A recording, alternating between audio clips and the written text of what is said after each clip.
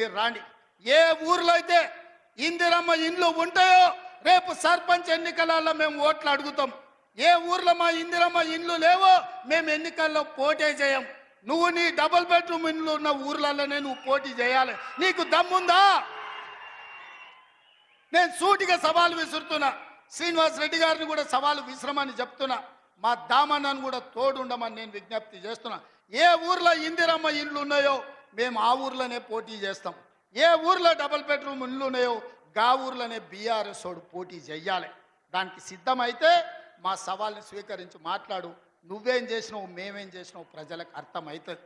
అందుకే ఇవాళ ఆర్టీసీలో బస్సు అయినా, ఆడబిడ్డలకు 200 యూనిట్లు ఇంటికైనా, 500 రూపాయల సిలిండర్ అయినా, యువకులకు 55,000 ఉద్యోగాలైనా, 21,000 కోట్ల రూపాయల రైతు రుణమాఫీ అయినా, రైతు భరోసాలో 12,000 కోట్ల రూపాయలు సంవత్సరానికి ఇచ్చిన ఉపాధి హామీ కూలీలకు ప్రతి ఇంటికి 12,000 రూపాయలు ఇవాళ ఉచితంగా ఇచ్చిన ఒక్క సంవత్సరంలోనే ఇవన్నీ పనులు మనం చేసినాం.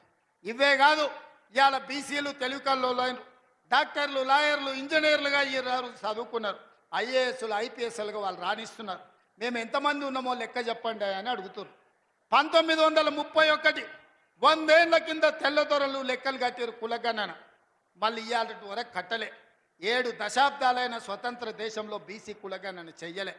ఇవాళ తెలంగాణ రాష్ట్రం దేశంలోనే మొదటిసారిగా బలహీన వర్గాలకు సంబంధించిన ప్రతి కులానికి సంబంధించిన లెక్క తీసి కులగణన చేసి దేశానికి ఆదర్శంగా నిలబడ్డది. 100 ఏళ్ల నుంచి జరగని పని ఇవాళ తెలంగాణ రాష్ట్రంలో చేసినాం.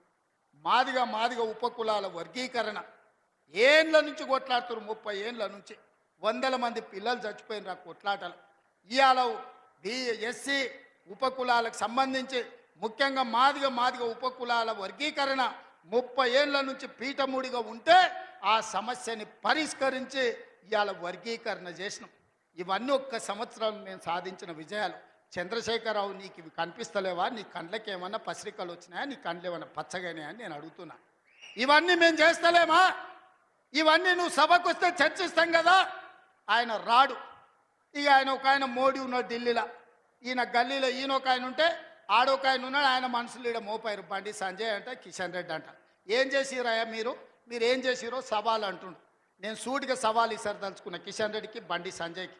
2014, 2019, 2023 నరేంద్ర మోడీ గారు ఇచ్చిన హామీలు, మొన్న 2023లో మేము ఇచ్చిన హామీల మీద మేము చర్చకు సిద్ధంగా ఉన్నాం. నేను, మా దామన్న మేము ఇద్దరం వస్తాం. కిషన్ రెడ్డి గారు, బండి సంజయ్ మీరు ఇద్దరు రాండి. బీఆర్ఎస్ నుంచి వాళ్ళని కూడా తండ్రి కొడుకులు వస్తారో, మామ అల్లుడు వస్తాడో, బావ బామార్ది వస్తాడో, ఎవడో ఒకడు వాళ్ళని కూడా రాని. చర్చ పెడదాం, బజార్లో పెడదాం, అంబేద్కర్ చౌరస్తాలో పెడదాం. అంబేద్కర్ సాక్షిగా చర్చ చేద్దాం. 10 ఏళ్ళు కేసీఆర్ ముఖ్యమంత్రిగా, 12 ఏళ్ళు నరేంద్ర మోడీ ప్రధానమంత్రిగా, 12 నెలలు మన ప్రభుత్వం ఇందిరమ్మ ప్రభుత్వం చేసిన పనుల మీద చర్చ చేద్దాం.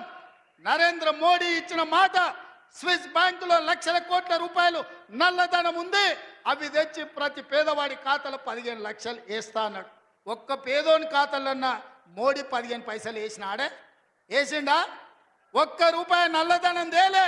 కానీ నల్లధనం ఉన్నోళ్ళు దేశం విడిచి పారిపోయినారు. నీరవ్ మోడీ, ఆయన చోక్సీ, విజయ్ మాల్యా, ఇట్లా 100 మంది బ్యాంకులను ముంచి 16 లక్షల కోట్ల రూపాయలు బ్యాంకులకు ఎగదొప్పి పెట్టుబడిదారులు, మోడీ దోస్తులు దేశం విడిచి విదేశాలకు వారిపోయినరు తప్ప విదేశాలలో ఉన్న నల్లధనం ఒక్క పైసా కూడా మోడీ తెచ్చింది లేదు, పేదోడి ఖాతాలు వేసింది లేదు. రైతుల ఆదాయం 2 చేస్తా అన్నాడు. కానీ రైతు వ్యతిరేక నల్ల చట్టాలు తెస్తే 16 నెలలు ఢిల్లీ సరిహద్దుల్లో సైనికులాగా వేలాది మంది రైతులు దీక్ష చేసి నరేంద్ర మోడీ మెడలు వంచి జాతికి క్షమాపణ చెప్పి రైతు వ్యతిరేక నల్ల చట్టాలను మోడీ చేత ఉపసంహరింపజేసిండ్రు రైతులు. అదేవిధంగా 2022 లోపల ప్రతి పేదవాడికి ఇల్లు అందిస్తా అన్నాడు మోడీ. ఏ పేదోడికి ఇల్లు ఇచ్చినవో ఈరోజు అప్పక్పల్లికి రా, చూపిద్దురా మోడీ ఇచ్చిన ఇల్లు ఎక్కడుందో. నేను అడుగుతున్నా, నారాయణపేటకు రా, మోడీ ఇచ్చిన ఇల్లు ఎక్కడున్నాయో నువ్వు చూపిద్దురా. సంవత్సరానికి 2 కోట్ల ఉద్యోగాలు ఇస్తున్నాడు. 12 ఏళ్ళు అయింది, 24 కోట్ల ఉద్యోగాలు రావాలి. ఆ లెక్కన ఒక తెలంగాణకే 1 కోటి ఉద్యోగాలు రావాలి. ఎవరికి వచ్చినాయో ఉద్యోగాలు? ఓ కిషన్ రెడ్డికి, ఓ బండి సంజయ్కి 2 ఉద్యోగాలు వచ్చినాయి. తెలంగాణలో ఎవరైనా మోడీ ఉద్యోగం ఇచ్చిండా? ఎవరికి ఉద్యోగాలు ఇచ్చిండో మోడీ వచ్చి చూపియాలి లెక్క.